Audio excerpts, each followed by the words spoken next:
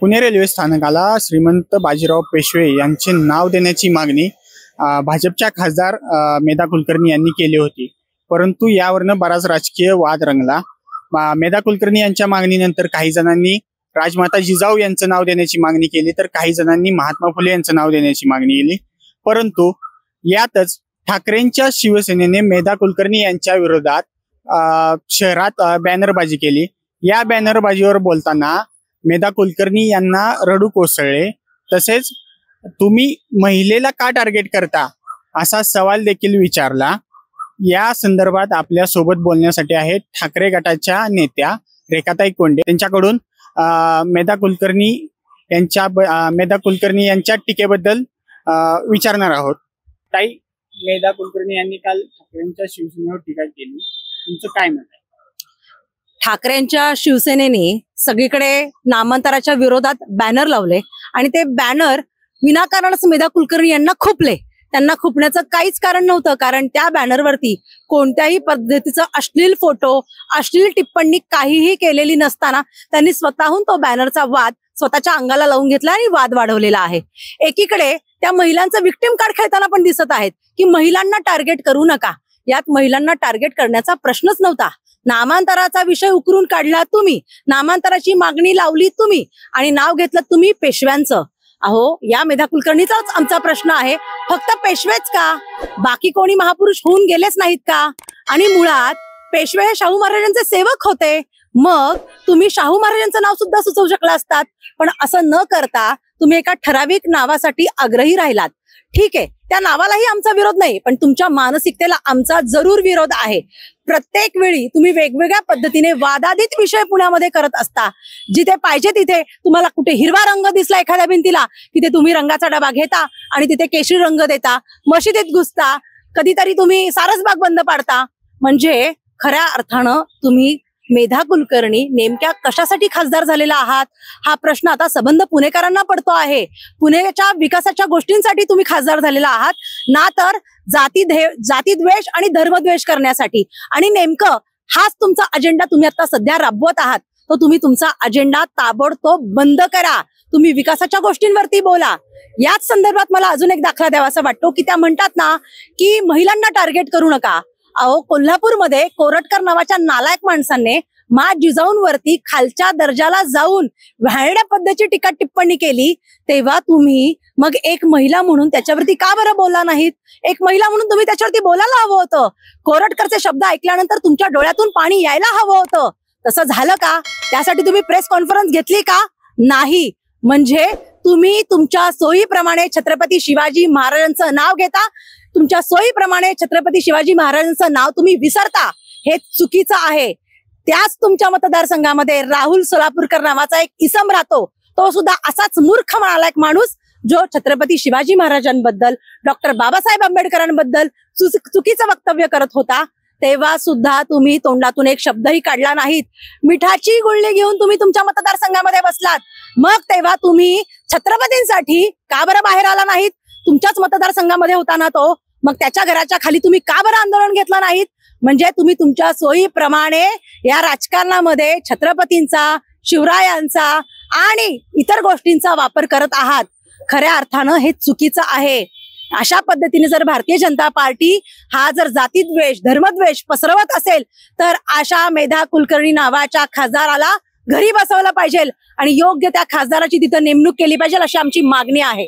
तुम्हाला काळ माफ करणार नाही असा इशारा सुद्धा मेधा कुलकर्णी यांनी काल दिलाय। अरे, आम्हीच तुम्हाला माफ नाही करणार आहे। एवढी तुम्ही पाप करत आहात तुमच्या मतदारसंघामध्ये, आम्हीच तुम्हाला माफ करणार नाही।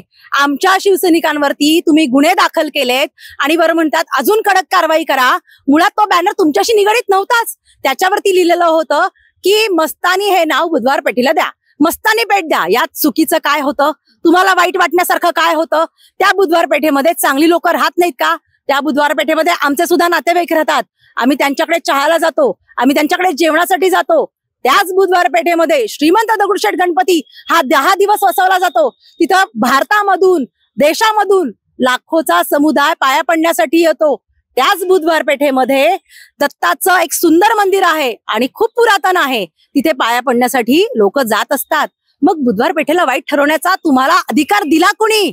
आणि बाजीराव मस्तानी हेच ओळखलं जातं, नुसता बाजीराव ओळखला जात नाही. बाजीराव मस्तानी म्हटल्यावरतीच इतिहास समोर येतो. आणि शनिवारवाड्यातला इतिहास सबंध महाराष्ट्राला माहिती आहे, जिथं पुतण्याचाच खून केला जातो. आणि काका मला वाचवा हे ऐकण्यासाठी असंख्य पुणेकर त्या शनिवारवाड्याला भेट देतात. ही शोकांतिका आहे. पुणेकर तिथे का जातात? बाहेर गावावरून येणारे शनिवारवाड्याला भेट का देतात?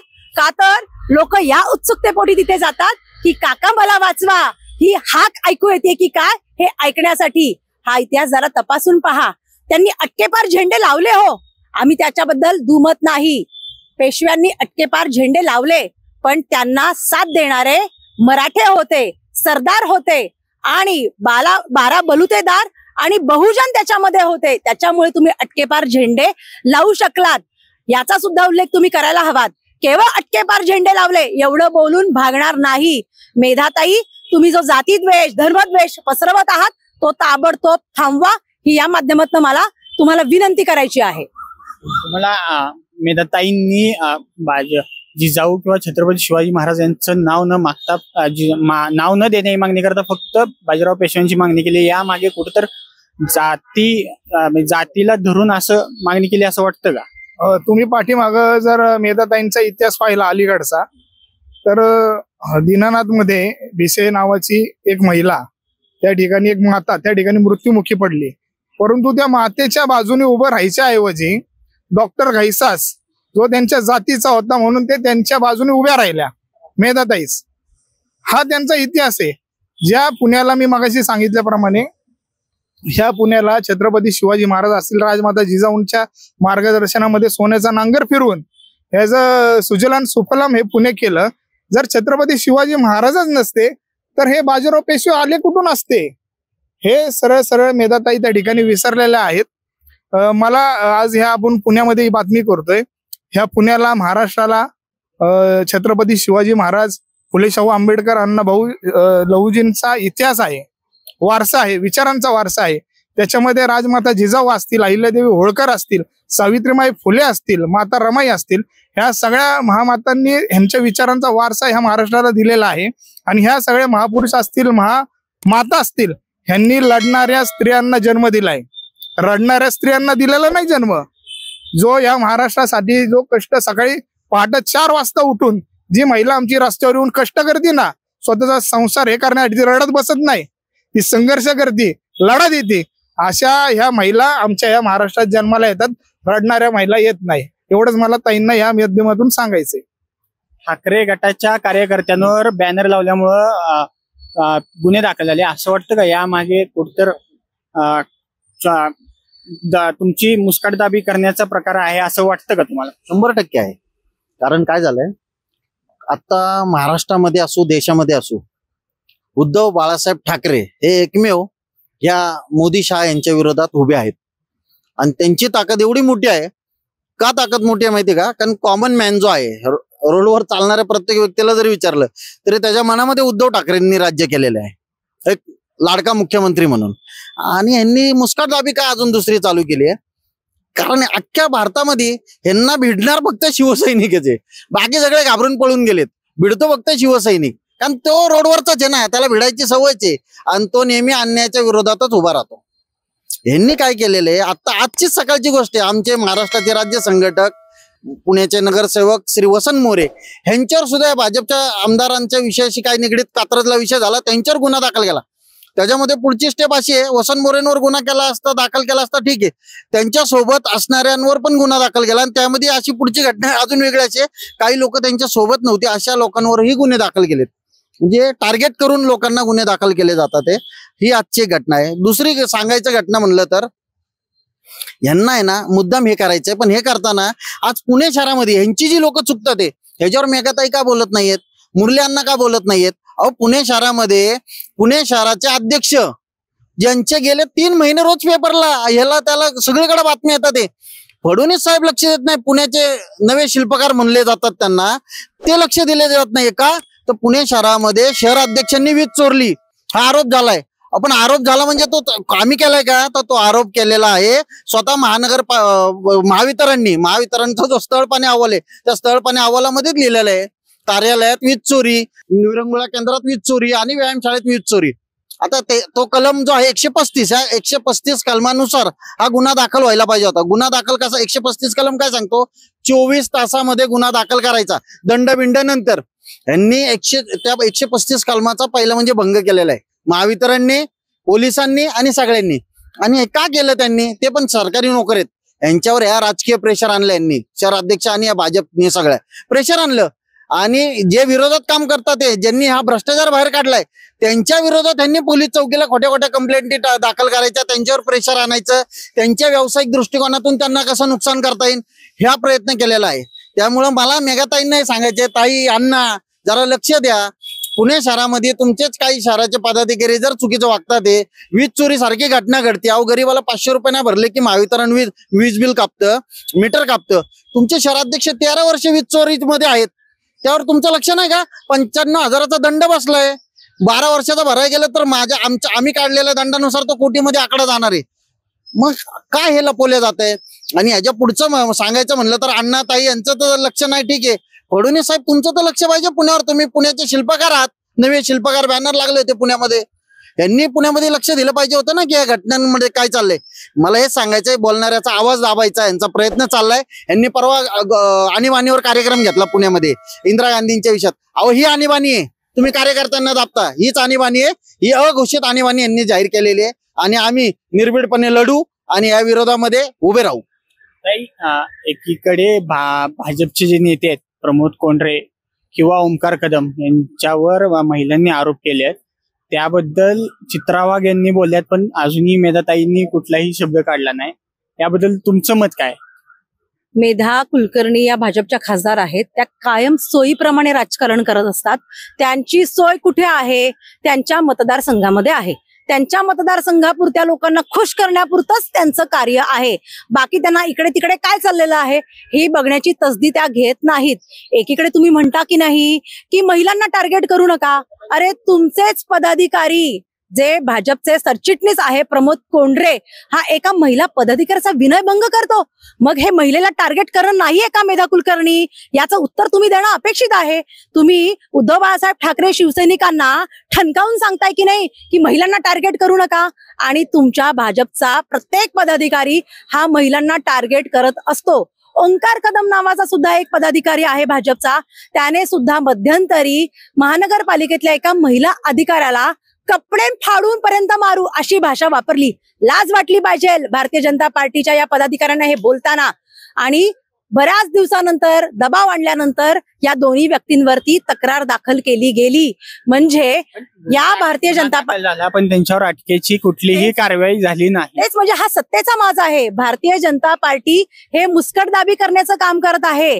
जेव्हा अशा पद्धतीचे आरोप होतात, तक्रारी दाखल होतात, त्याच्यावरती कोणतीही कार्यवाही करण्यात येत नाही, कारण हे भारतीय जनता पार्टीचं सरकार आहे, केंद्रातही आणि राज्यातही आणि पुण्यात देखील सुद्धा. त्याच्याचमुळे महिलांवरती अनन्वित अत्याचार हे भारतीय जनता पार्टीकडनं होत आहेत आणि ते दाबण्याचं काम प्रत्येक वेळी येणं तेणं करून ही लोक करत असतात. खऱ्या अर्थानं मला इथे सांगायला लागेल की मेधा कुलकर्णींनी या दोन महिलांना न्याय देण्यासाठी आता रस्त्यावरती उतरलं पाहिजे. स्वतःच्याच आपल्या भारतीय जनता पार्टीच्या पदाधिकाऱ्यांचे कान टोचले पाहिजे, कान धरले पाहिजे आणि त्यांच्यावरती कडकातले कडक कायदे कलम लावून त्यांना अटक केली पाहिजे.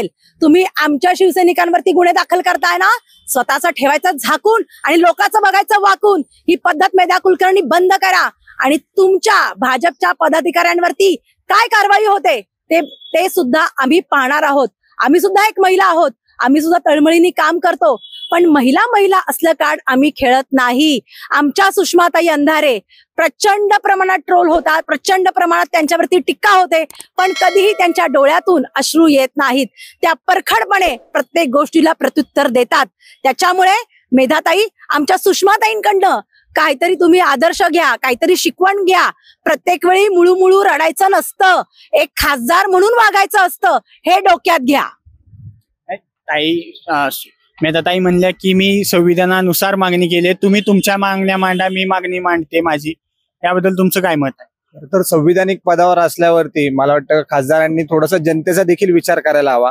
जनतेच्या मनात काय भावना आहेत, जनतेला कुठलं नाव अपेक्षित आहेत, अशा गोष्टींचा विचार करूनच मला वाटतं मेधाताईंनी या विषयामध्ये प्रतिक्रिया द्यायला हवी होती.